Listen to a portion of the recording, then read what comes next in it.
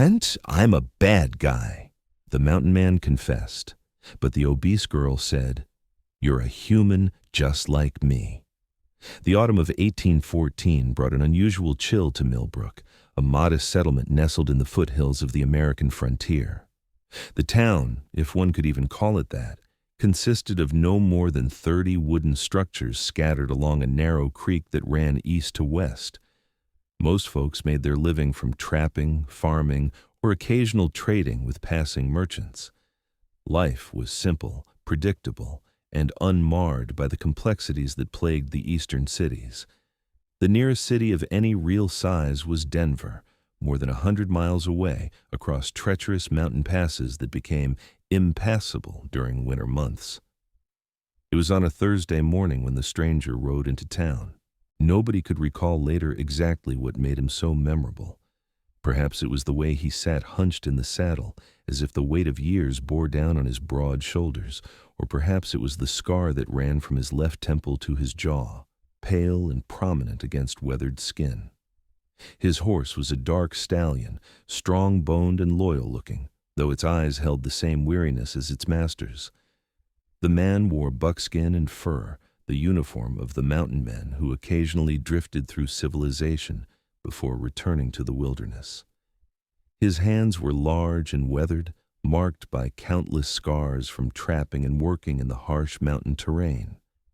Sheriff Cornelius Wade watched from the porch of his office as the stranger tied his horse to the hitching post outside Hadley's General Store. The lawman's hand instinctively moved toward his pistol, a habit formed by years of maintaining order in lawless territory, but he waited, watching, judging, watching. Wade had been a sheriff for 30 years, and he had learned to read men the way others read books. There was something in the stranger's bearing that suggested danger, not the hot-headed, reckless kind that came from young hotheads looking to make a name for themselves, but a cold, controlled danger born of experience and hard choices. The stranger's name was Samuel Crow, though few people in Millbrook would learn this for some time. He had ridden down from the high peaks where he had spent the better part of 15 years alone with the mountains, the animals, and the ghosts of his past. There were things about Samuel Crow that made decent people uncomfortable, things that lived in the set of his jaw and the coldness of his gray eyes. In the mountains, a man could lose himself in the work of survival. There was honesty in it. You hunted, you trapped, you built shelter, you stayed alive or you died. There was no room for pretense, no need for excuses. Years ago, in a place far from here, Samuel Crow had been a different man. A younger man. A man who had ridden with a gang of hired guns, men who believed the law was merely a suggestion and that survival meant taking what you needed. There had been 6 of them in the gang, rough men with rough names.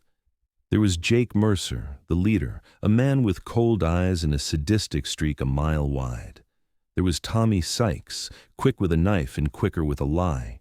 There was Old Pete, who had ridden with outlaws for 40 years and seemed to take pride in his depravity. And then there was Samuel Crow, who had joined them not out of genuine malice, but out of desperation. His father had drunk himself to death, leaving 17-year-old Samuel with nothing but debts and a name that meant nothing in Missouri. Samuel had tried to work legitimate jobs, but he was too angry, too bitter. The world had offered him nothing, so when Jake Mercer had approached him in a saloon and offered him a chance to make real money, Samuel had accepted. The robberies had started small, a stagecoach carrying payroll for a mining operation, a supply wagon headed to an army outpost. None of the jobs had seemed particularly consequential to Samuel at the time. The victims were representatives of the system that had abandoned him in his mind. They were symbols rather than people. But then came the job in Kansas Territory that changed everything. They had been hired by a man named Caldwell to rob a specific stagecoach. Caldwell had paid them well and provided detailed information about the route, the passengers, and the timing. What he hadn't mentioned, or perhaps he hadn't known, was that one of the passengers was Thomas Alden, a bank manager traveling with his daughter to join his wife in Philadelphia. The daughter, 7-year-old Catherine, had been sick with fever during the journey and had been asleep during most of the robbery. Samuel could still remember every detail with perfect clarity, though 15 years had passed. The way the stagecoach had lurched to a stop when they'd blocked the road, the driver's hands raised in surrender, the terrified faces of the passengers as the gang had mounted the steps. Jake Mercer had been shouting orders, his voice harsh and commanding. Tommy Sykes had been laughing, the sound of it echoing in the canyon where they'd ambushed the coach. Thomas Alden had been a man in his 40s, with gray in his hair and the bearing of someone who had lived a respectable, orderly life. He had not resisted when they'd demanded his money and valuables. He'd given them his pocket watch, his wedding ring, his money pouch without complaint. But then little Catherine had woken up, frightened by the noise and commotion, and she had cried out for her father. Thomas Alden's face had changed in that moment. The resigned acceptance had vanished, replaced by something primal and protective. He had moved toward his daughter, trying to shield her from the chaos, trying to be the wall between her and danger. Jake Mercer had laughed at the gesture, actually laughed as if Thomas Alden's paternal instinct was some kind of joke. He had raised his gun, not to shoot, but to intimidate, to assert dominance over the situation. And Samuel Crow had panicked. Or perhaps it hadn't been panic. Perhaps it had been something worse, a sudden, unexpected surge of conscience that he couldn't control. Perhaps, in that moment, seeing the terror on the little girl's face and the desperation of a father trying to protect her, Samuel had been reminded of his own childhood, of his own mother trying to shield him from his father's drunken rages. Perhaps he had seen something in that moment that forced him to confront what he had become. Whatever the reason, Samuel had drawn his gun. He had meant to fire a warning shot, to create confusion, to give Thomas Alden a chance to shield his daughter. Instead, in the chaos and the shouting, his aim had gone wild. The bullet had caught Thomas Alden in the chest. The man had fallen, blood spreading across his fine traveling coat, his eyes wide with shock and pain. Little Catherine had screamed. Her father had reached out one more time, his fingers grasping for her, before darkness claimed him. The robbery had gone wrong after that. The other passengers had begun to resist, and the gang had fled. They had made it away with minimal money, less than $500 divided among 6 men. It had not been worth it. It had never been worth it, but Thomas Alden was dead, and Samuel Crow had killed him. After that night, Samuel had wanted nothing to do with the gang. He had ridden away alone, heading west toward the mountains. Jake Mercer had tried to track him down, had sent word through various outlaw channels that Samuel was a marked man for abandoning the group. But the mountains had swallowed Samuel Crow. They had kept him safe. They had kept his secret. For 15 years, he had lived in self-imposed exile, working as a trapper, living in remote cabins, avoiding all human contact except when absolutely necessary. He had told himself that this was penance, that his suffering in isolation would somehow balance the scales of his guilt. But deep down, he had known it was simply avoidance. He was hiding from judgment, not seeking redemption. Yet, recently, something had changed.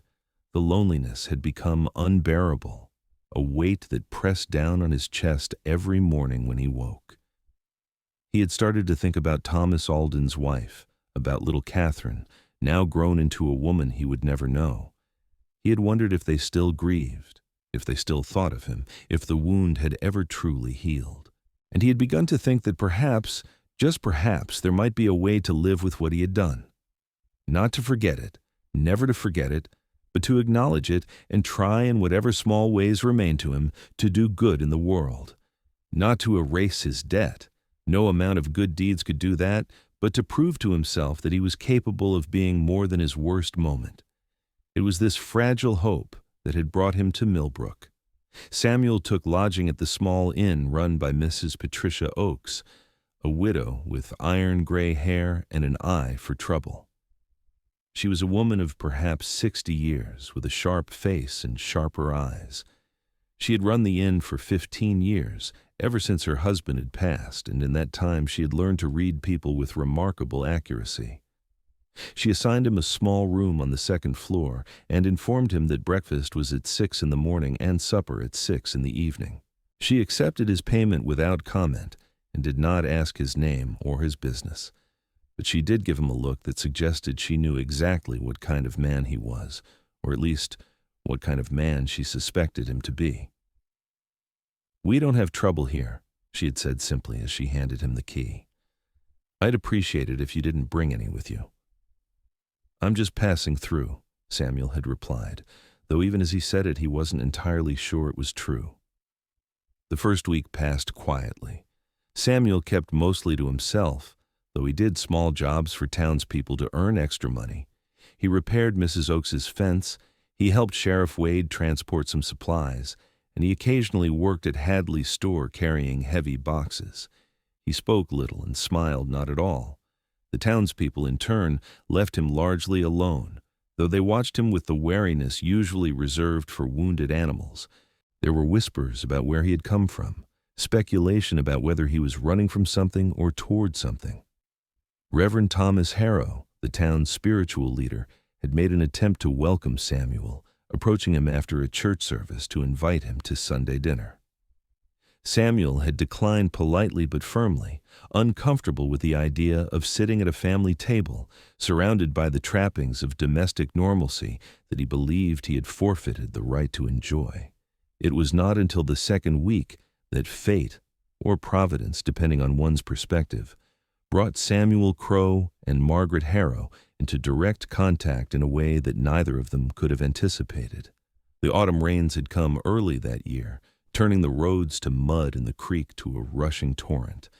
The waters rose higher than they had in living memory, swollen with runoff from the mountains and sustained by days of relentless precipitation. The town had begun to worry about flooding, and people were taking precautions, moving supplies to higher ground and reinforcing structures near the creek. Margaret had been walking home from the schoolhouse on a Thursday afternoon, her arms full of books and slates that she intended to review that evening.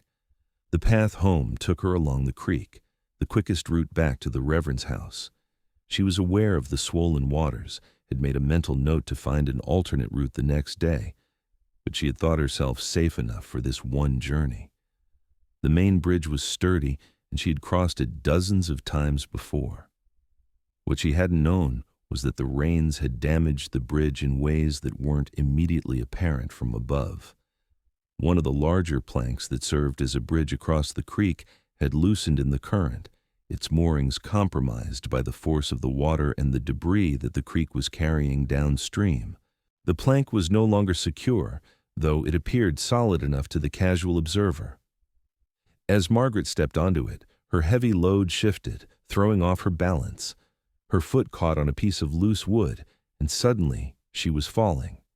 The plank gave way with a crack like a rifle shot, splintering beneath her weight. She tumbled into the creek below, her books scattering in all directions, disappearing into the rushing water. For a moment that seemed to stretch into eternity, Margaret was beneath the surface, the cold water shocking her system, stealing her breath.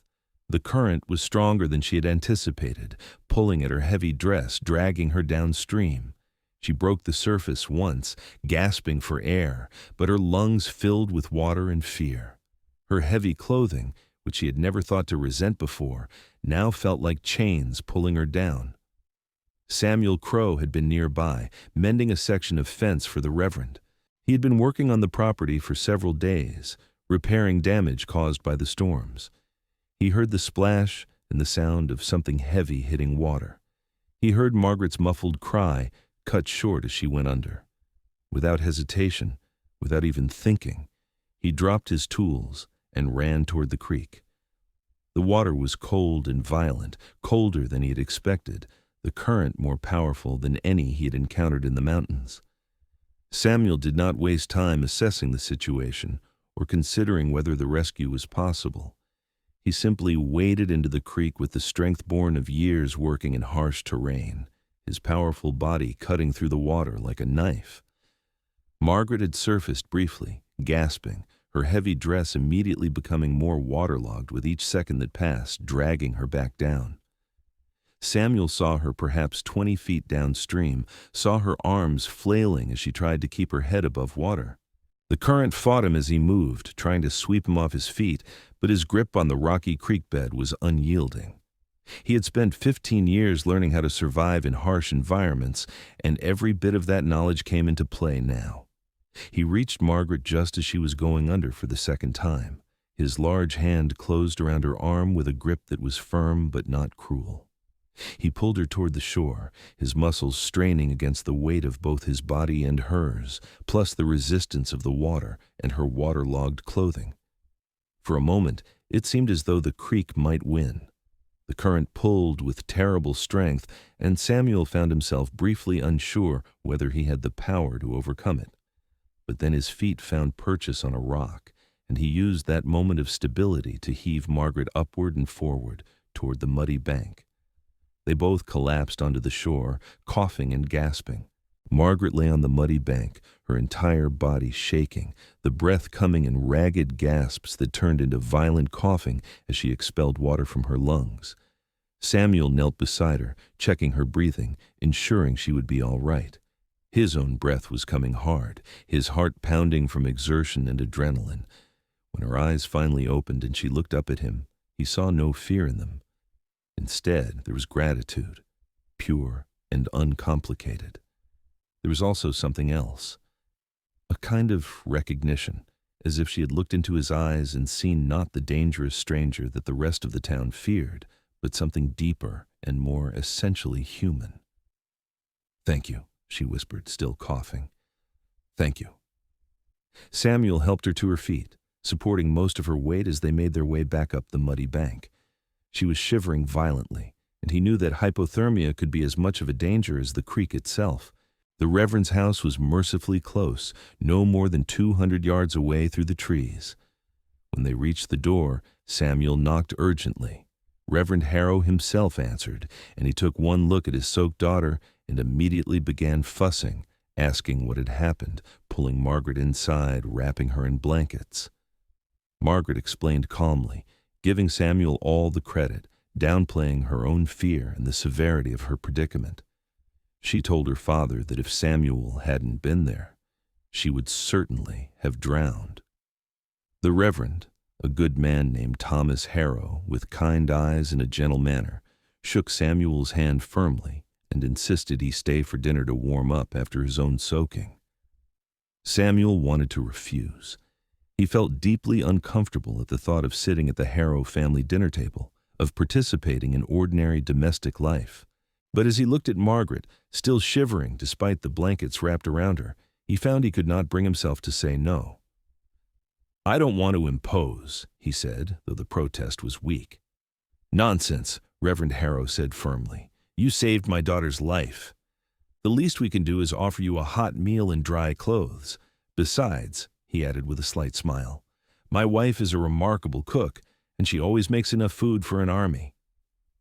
Samuel stayed for dinner. After that day, Samuel Crow found it increasingly difficult to avoid Margaret Harrow, not because she pursued him deliberately, but because their paths seemed to cross with increasing frequency. He would be at the store, and she would arrive to purchase supplies for the school. He would be sitting on a bench outside the inn, and she would pass by with a cheerful greeting. He would attend a church service, more out of a desire to be less conspicuous than from any genuine spiritual seeking, and she would sit 3 pews ahead, her voice joining the hymns in a clear, unself-conscious manner that suggested she sang because she genuinely believed in what she was singing, not because it was expected of her. And then, about 3 weeks after pulling her from the creek, Samuel did something remarkable. He sought her out deliberately. He approached her after church, where she was helping to organize a food gathering for the Hendersons, who had fallen on difficult times. She turned to see him, and her face brightened with genuine pleasure. "Mr. Crow," she said, "I'm so glad to see you. How have you been?" "Well enough," he replied, his voice rough from disuse. I owe you a debt." She looked puzzled, setting down the basket of preserves she had been holding. You saved my life. I'm the one indebted to you." "You asked me to stay for supper," he continued, ignoring her protest. "Your father was kind to me. You were kind to me. Most people in this town look at me and see something dangerous. They look at me and they see someone to fear. You didn't." Margaret's expression grew more serious, and she stepped away from the other women who were sorting through donations. She guided Samuel to a quieter corner of the church vestry, where they could speak without being overheard. "What I see," she said carefully, "is a man who was brave enough to risk himself for a stranger. That says more about your character than anything else possibly could. A person's past doesn't define them, Mr. Crow. It's what they do in the present that matters. It's who they choose to be." Samuel looked at her for a long moment. She was not a beautiful woman, not in the conventional sense that would have made the merchant's daughters and the blacksmith's niece so coveted in the town. Her face was round, her features generous rather than delicate. But there was something in her face, a warmth, a kindness, a complete absence of judgment that was far more powerful than mere beauty. "Would you," he began carefully, "consider allowing me to walk with you sometimes when you're going about your errands?" If Margaret was surprised by this request, she concealed it well. Instead, she smiled, a genuine, delighted smile that transformed her entire face.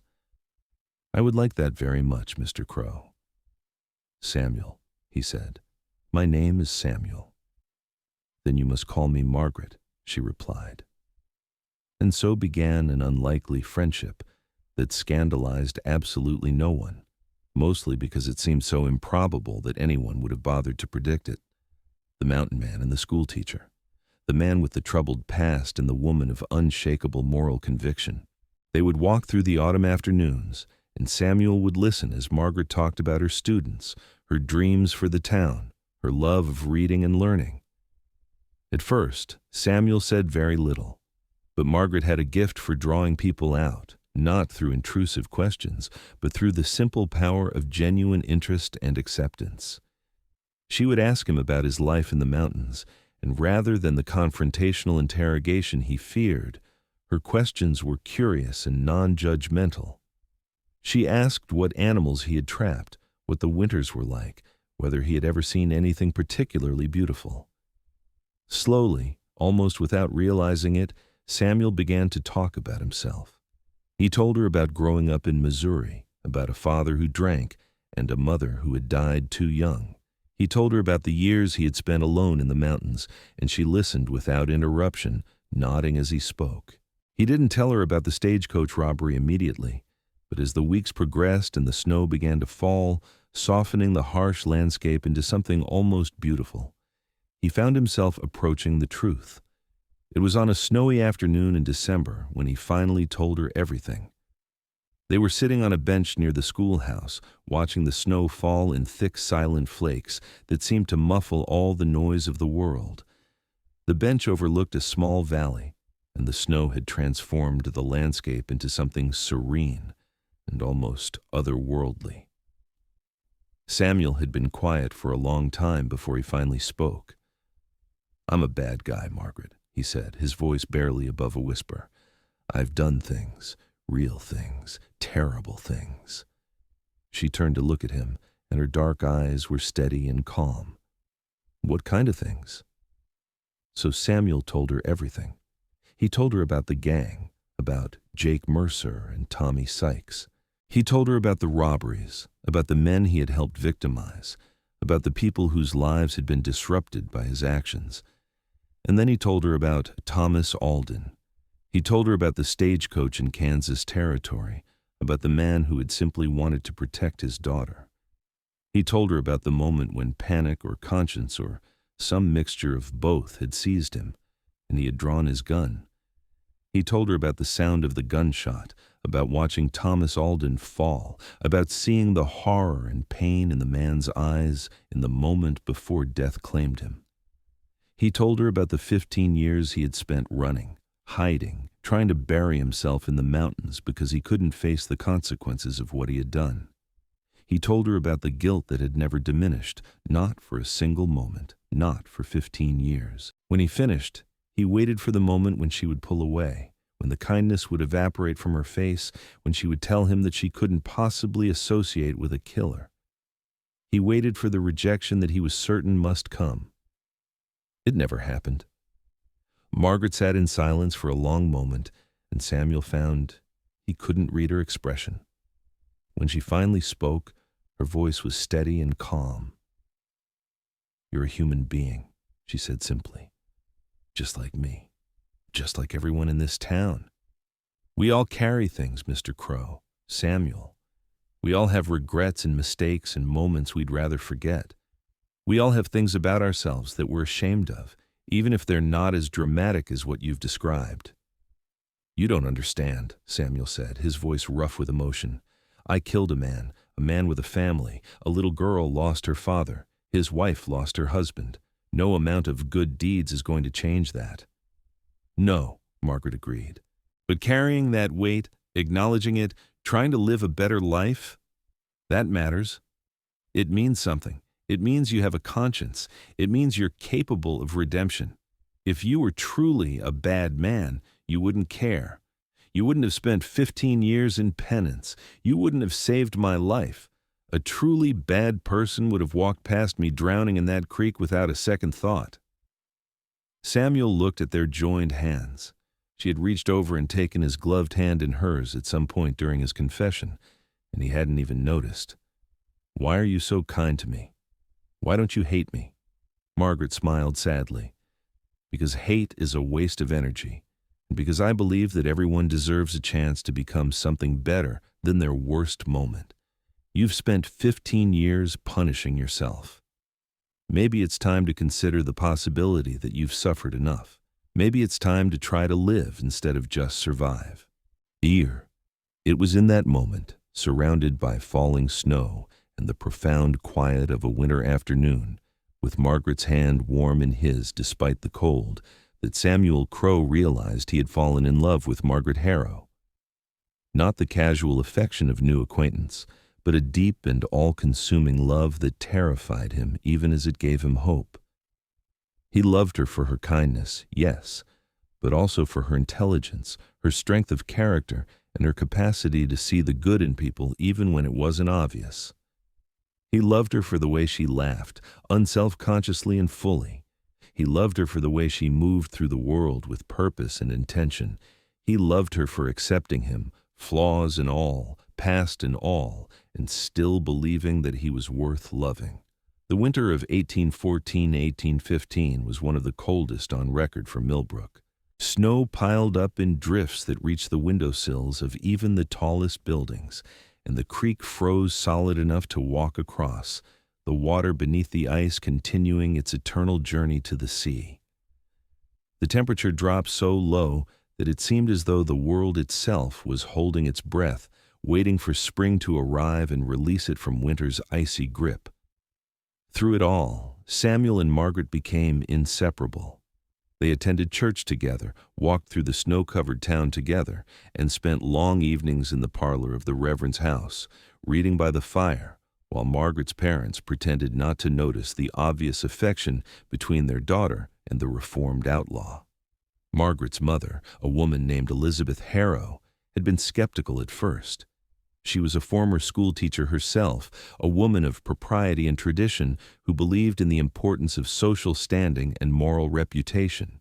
She had worried about what the townspeople would say if her daughter became too closely associated with a stranger of questionable background. But over time, she had come to see what her daughter had seen, that Samuel Crow was a man of genuine moral character, a man who was trying to atone for his past and build a better future. She had watched the way he looked at her daughter, with a tenderness and respect that suggested he would rather cut off his own arm than cause her pain.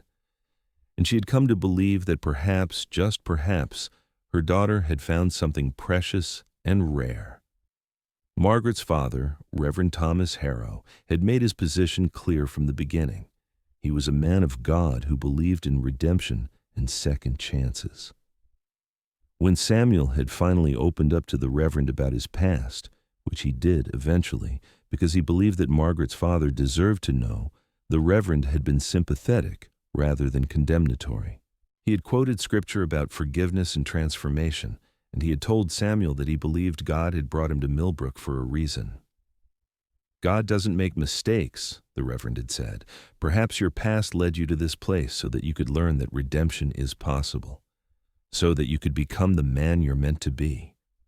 It was Margaret's father who finally brought matters to a head in a conversation that would prove to be a turning point in Samuel's life. On a cold evening in February, when snow was falling outside the windows and the fire crackled warmly in the study, Reverend Harrow asked Samuel into his study, ostensibly to discuss the repairs he'd been making to the church roof. But when Samuel entered the study, he found not only the Reverend but also Margaret's mother, Elizabeth, seated in a chair near the fire. Samuel's immediate reaction was one of alarm. He assumed he was about to be told that his presence was not welcome, that the family had reconsidered their acceptance of him. Instead, the Reverend gestured for him to sit.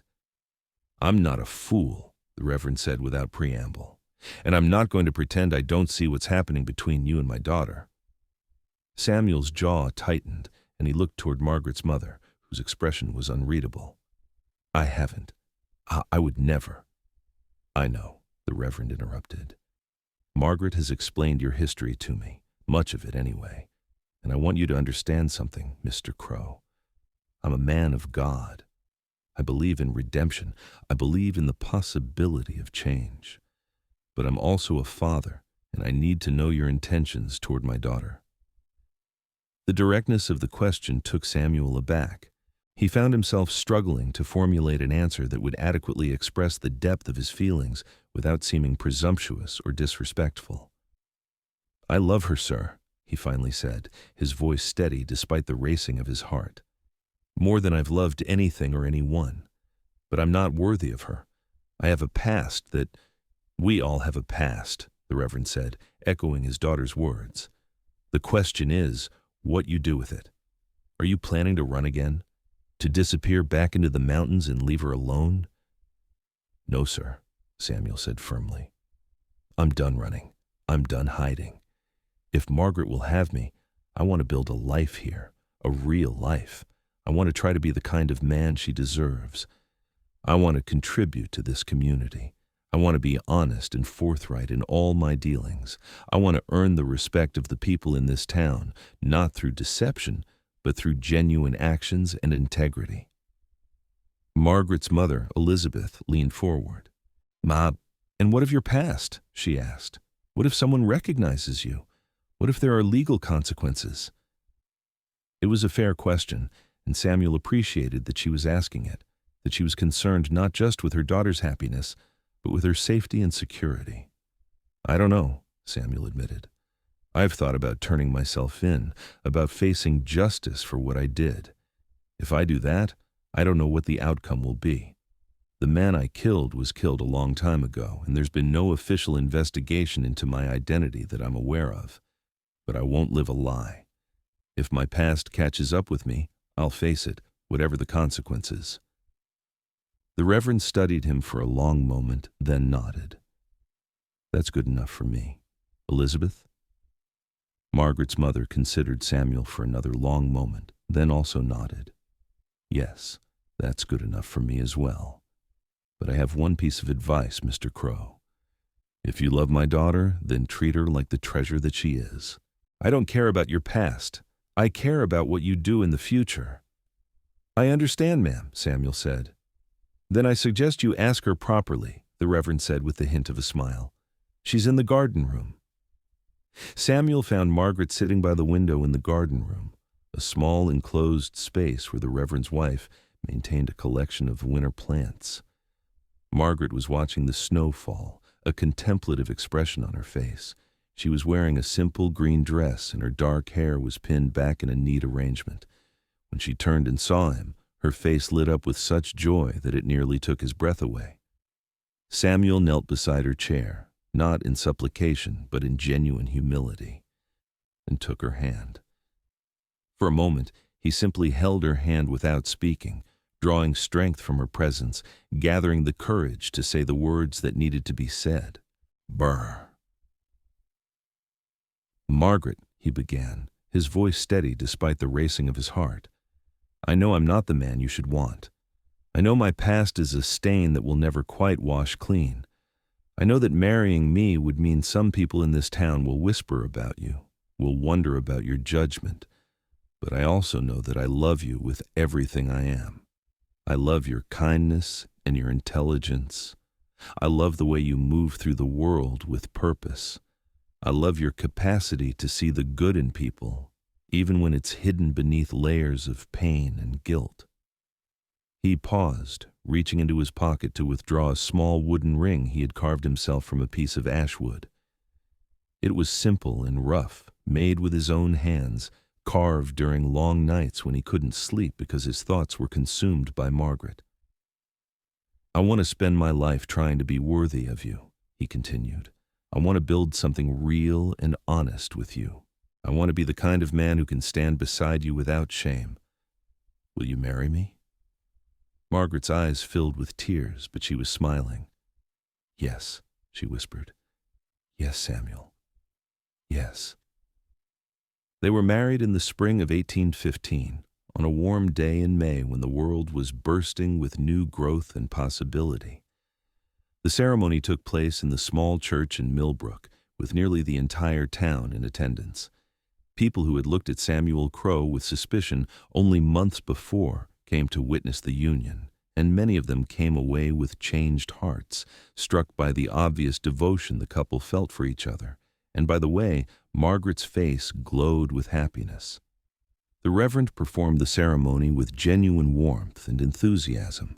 He spoke about transformation and redemption, about the power of love to heal even the deepest wounds. He spoke about second chances and the possibility of becoming something new and better than what we were before. When he pronounced them husband and wife, the church erupted in applause. Samuel and Margaret walked out into the spring sunlight as a married couple, and Samuel felt something he had thought was lost to him forever. Hope.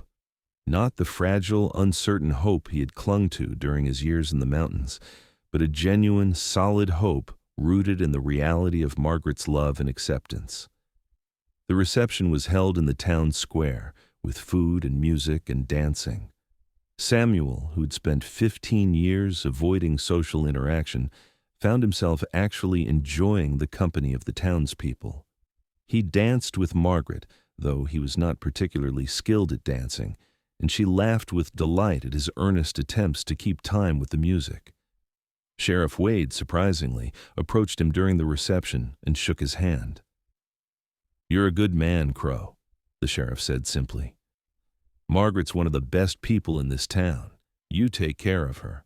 "I will," Samuel promised, "for as long as I live."